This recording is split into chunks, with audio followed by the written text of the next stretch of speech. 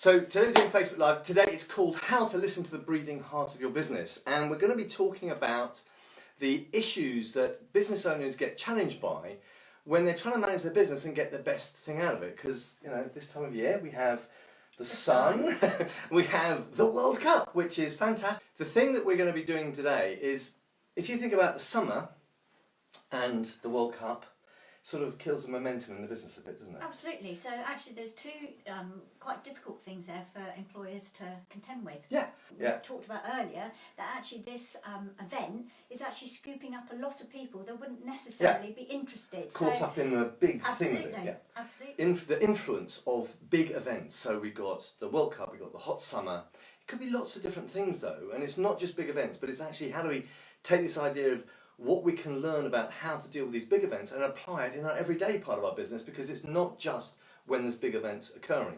So the one thing I suppose we were talking about is some of the effects that we see when momentum gets turned down, and there's research being done by the American Express Open Forum that shows in the sort of the summer doldrum period that we're in now, this wonderful weather we've got, and added to by the fact that we've got England are going to win tonight.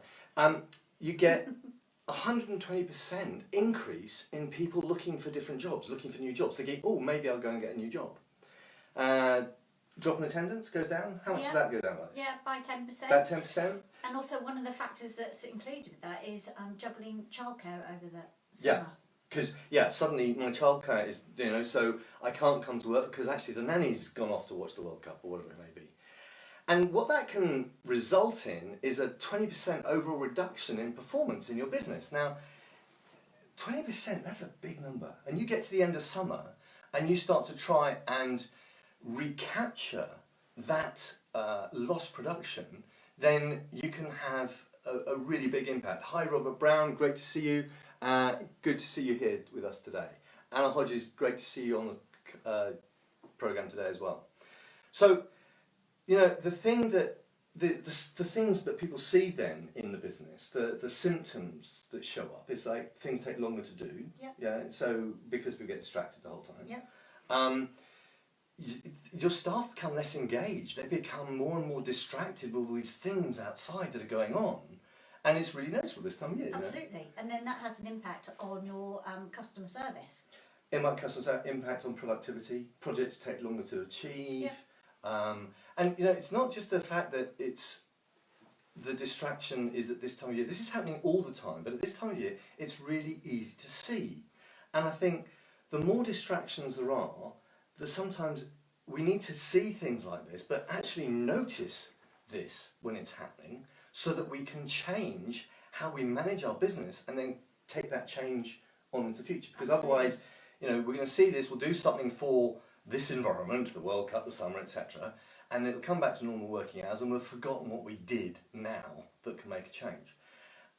So my feeling is that really good leadership or good management, and you deal a lot with management and training people who've become managers and haven't really had any training, is so that they can reduce the impact of this loss of momentum or the impact of these distractions, and actually not just maintain momentum, but in some cases actually increase the momentum as well. Absolutely. And why do you think that? What is it that does that? Well, my point about with this, the summer events is it's actually about how you deal with that. Yeah. And if you are a new manager, how you deal with this could actually set you up for the future, and how your team view you, how they want to follow you, and actually that they want to work hard. So although it seems a bit light-hearted to talk about the weather and the football and stuff, actually our point is about actually how you deal with this could actually really set you up for the future as a manager and a leader. I suppose what we're talking about really is that the aim for any owner, business owner, leader or business manager is really to make your working environment, the working environment that your people come to every day, because they're giving up their whole day to come work, you're paying them, but they're coming to work, is to make coming to work an irresistible experience for them. So it's like, oh yeah, I'm excited about going to work. Now, everyone knows that feeling you have in the morning at 4:30 when you're going to the airport because you're going on holiday. you get out of bed, you don't complain, you make the coffee, you make your tea, you get your bags, you put them in the car, and off you go to the airport, and you're excited. Because you want to. Because you want to, because you're excited about it, and it's the thing that's like, yeah, it's in the plan, and I'm going to go and enjoy it. But how do you feel, and I'll put my hand up to this one, is like, today is the day I've got to do my VAT return. You know, it's like, I don't want to get out of bed to do my VAT return, so I had to create something for myself that actually makes a, Robert, we've only got the little cameras on today, so we haven't got the screen in front of us, so I actually haven't seen that, but yes, check out your heat wave or the Prime Minister afterwards. Yeah, maybe, is she melting? Probably is. But let's keep politics out of this today. So, the thing is how to make your workplace irresistible, and that is really about how you manage your people, how you lead your people, the example you set. And we're going to go through some of those things now. So, when I had my hotel, I used to have a wonderful guy working with me called Alan. Some of you may have heard this story before, but Alan and I had this method of him telling me, so listening to the beating heart of my business, he was one of my listening tools, and he would come to me and say, the elastic band is going a bit white. And you know when you stretch an elastic band, you get it to, it starts to go white. If it starts to go white, it doesn't go back, right? But if it just before it goes, oh yeah, it's fine. Yeah. But you've got to know that. And so he would come to me when we had a really pressured week or people really running, you know, all ends of the day. He said, the band's getting a little bit white. He was Welsh as well. And as soon as he said that, I said, okay, fine. And I'd sit down with the general manager, we'd look at the schedules, we'd look at who's on and who we could rest. You know, we could do. So Gareth Southgate, managing the England team brilliantly. He's looking at the players, going, well, he needs a bit of rest, right? Yeah. And he's got 2 games to go. He's seeing what's going on. He's seeing, he's feeling the beat of the heartbeat the whole time. He's listening to that heartbeat of the business.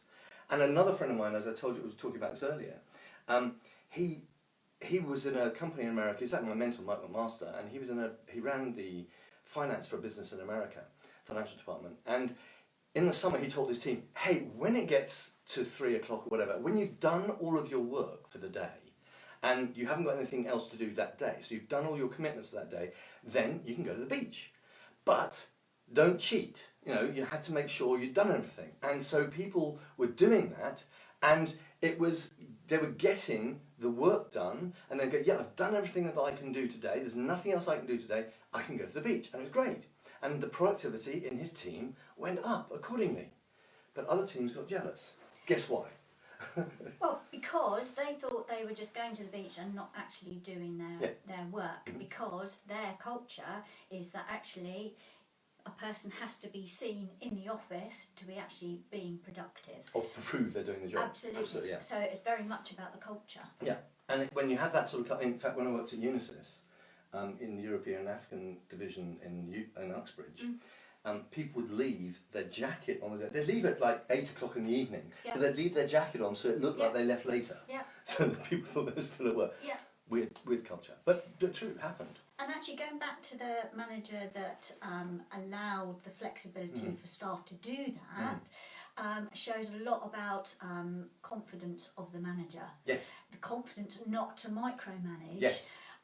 You've set the boundaries, you've set what the targets are, and you allow people the integrity to actually get on and do that, and to actually set their own timescales and how they're going to plan that in order to go to the beach. And an interesting point out of that, which we hadn't talked about earlier, but an interesting point out of that is that, you know, no 2 people work the same way. No. So you're going to have some people who are going to work very diligently from A to B, and other people are going to and get the job done. So actually allowing people to change their work patterns to suit their method of working is a really powerful way of getting the best performance out of those people. Hi Helen, great to see you joining us today. So the other thing is, what Mike was trying to get to his other co-directors, who actually in the end squashed his process because he got his team to go and help other people do their jobs before they went to beach. That didn't work either, because people thought it was unfair, because other people couldn't. But the thing is, the people who were in the other jobs, they were stuck, so I had to be there from 9 till 5 and often later. And they couldn't see that actually they were not being that productive anyway in that time. So, I mean, there's been loads of studies that actually at work, you're doing productive work for about 3 hours a day. And the rest of it is stuff that's important, networking and talking to people and engaging with other people, but productive work is probably 3 hours a day. Yeah. And so, how can you get around that? Well, one of the ideas that is thrown around by lots of people is this whole thing, and in fact Jim Rohn had a statement about it, is when you're at the beach, be at the beach and don't feel guilty about being at the beach. And when you're in the office, be in the office and don't feel guilty that you're not at the beach. Because it's like, focus, be present to what you're doing. So if you're at home and you're still on your mobile phone, dealing with stuff from the office when you should be with your family, you're not at the beach. You're still back in the office. And as soon as you answer that email or take that message, your brain takes you back to the whole mess that your office is. All the thinking. Your brain is back in there, not present with your loved ones, your family, your friends, or whatever else that you might be doing. And the real big message out of that, I think, is that this, I don't know how you deal with this, but it's like when you see people unwilling to unplug, they don't realise how much damage it's doing to the other bits of their life because they're not present in any of it. Absolutely. But for me, the big thing is, why are they unwilling to unplug? Yeah. And for me, generally, it's about the culture that doesn't allow that unplugging without actually feeling guilty. Yeah, and I think you're right. It comes and not from being judged. And not being judged, and it comes from the top. So if you're in an office environment like I was, it didn't make me feel guilty because I worked bloody hard and I went home and I thought these people were stupid leaving their jackets on the side. But they weren't. They weren't able to cope with the unease and the guilt and the feeling that, my God, hang on, I've left this in my... I'm leaving. What are people going to think of me? I watched Brené Brown's whole thing about vulnerability and shame yesterday, which if you haven't seen that, guys, go and watch it. Get the tissues out. It's a good one. But the whole thing about being confident in yourself as the manager, but then pushing that confidence or exuding that confidence down to your team so they feel confident in themselves. Mike gave everyone strict instructions of how to obey the rules, to follow the guidelines, but then let them get on with it and didn't micromanage it. And I think if it comes from the top, if you're the manager or the boss of people and you're sending emails at 10 o'clock at night to your staff, you are sending a horrible message to them because you're saying, you're not at home, you're still mine, I still own you, you're still at work. And that's just causes great stress. And so in this time, this emergency time, the crisis time of summer holiday and World Cup, you start sending emails. I tell you, you send an email to your staff at 7 o'clock tonight, that will say so much more about you than them. It would be like, I don't care that you're watching the England team go through to the final. It would be like, this is more important in your time. So it comes from top. And if you want to make sure your team are going to behave themselves at the office and focus when they're at the office, make sure that they are at home when they're at home. When they're on holiday, they're on holiday. You're not interfering with their personal life. You're giving them that space, that break, so that they have the balance between the two, right? And I suppose the best thing is, there are two options really about this. In life there's always two options. There's ignore it or use it. Use it. Because this is an energy that's going on in your business, right? So the interest in the summer, the interest in being outside for the barbecue and spending time with your family and friends, going to the beach, being outside, just enjoying the beautiful weather, the passion of the World Cup, there's an energy, there's a buzz about it. So you either fight it and try and suppress it, which, by the way, won't work. Even if you think you're winning, you are losing. Remember, 120% increase in people looking for other jobs. That's, people do that all year round, right? And they do that all year round because they're pissed off and fed up with their working environment. Hello, that's why people leave jobs. Not because they're going to a better job. They are thinking about finding a better job because they're pissed off with where they are. And if you're the owner... Most importantly, it's generally that they're pissed off with what the manager has done or the boss has done, particularly around a certain situation. Yeah. And just be aware, you are the most influential person in your team's world. You really hold that influence for them. You are the most significant thing that's going to mess it up or make it fantastic. So let's have some tips, because I think we can give you some tips, what we always try and do here. I know we've gone on longer than normal, but we've gone on longer than normal because it's two of us, so you get double the value. So I would say the number one tip for me is listen. Really listen to the beating heart of your business. And what that means is give up your sense of self.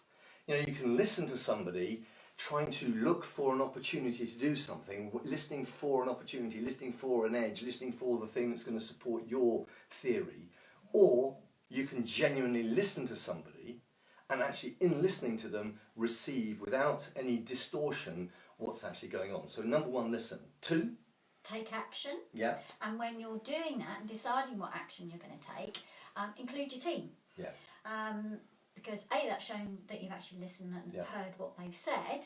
And actually, the actions that you take will benefit everybody and not just necessarily yourself, which Yeah. is what you could fall foul of if you took action without doing the listening first. But, and work with, not against the emotions in your business. Use that emotion that's there. Use it positively. Bring it into your story. Bring it into the reasoning. Bring it into your justifications. Bring it into the understanding that you have for your business, so that people are, can see that you're thinking about it. So use those emotions, but don't be afraid to challenge them either.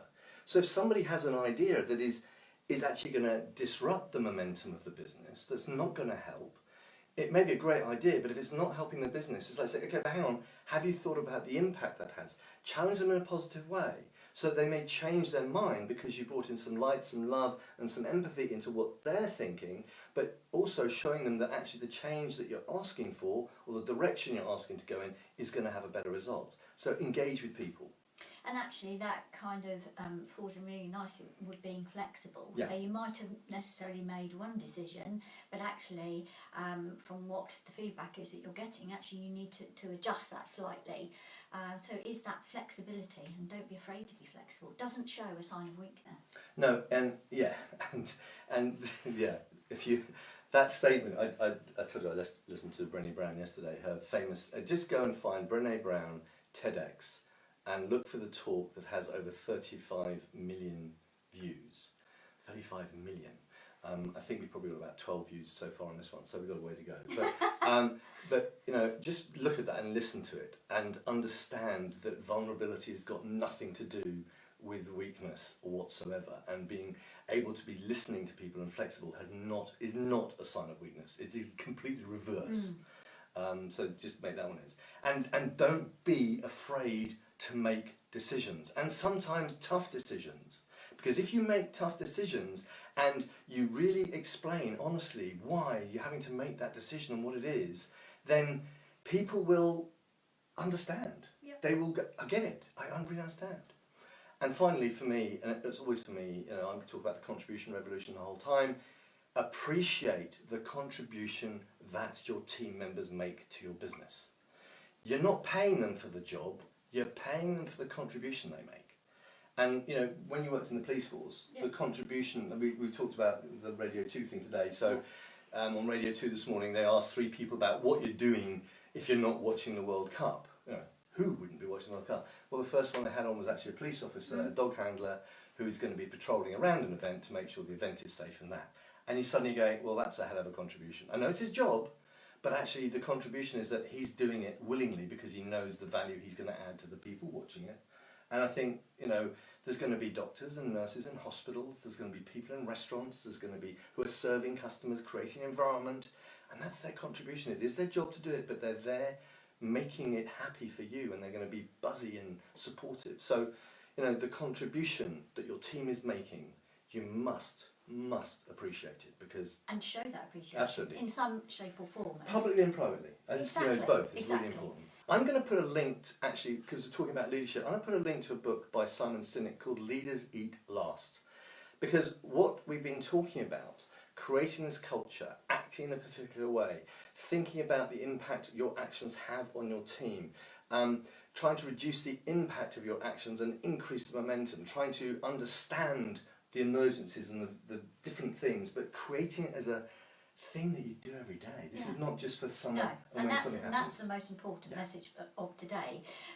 It isn't just about how you respond to these 2 events with hot weather and football. It's about how you respond to your staff for the long term.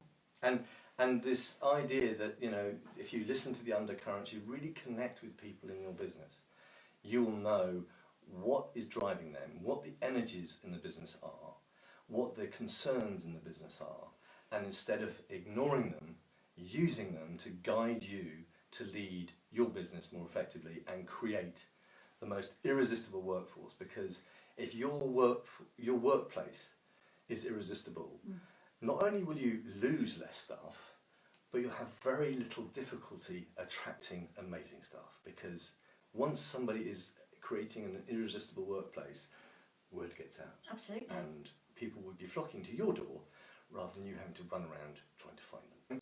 I will be putting some stuff up early so you'll understand what it's all about, but we're taking this conversation a little bit further to get into the idea of actually how do you get into the listening and into the emotion of your business to see how you can really leverage that to move forward. So look forward to seeing you next week. Jane. Yeah, thank you very much. Great, thank you for coming all the way over and Thank joining you. me today. Thanks for joining us today. Thank you.